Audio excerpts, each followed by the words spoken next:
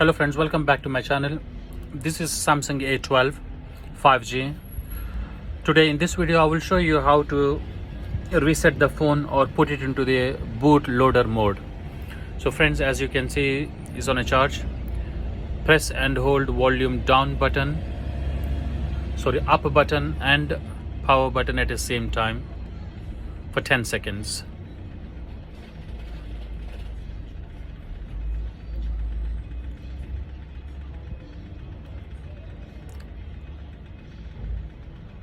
Release the power button. That's it. So with the help of volume up and down buttons, you have to scroll down and click on wipe data reset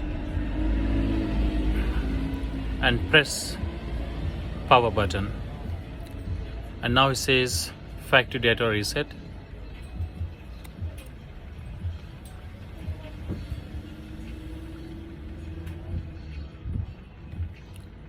As you can see, it says wipe data complete or data wipe complete.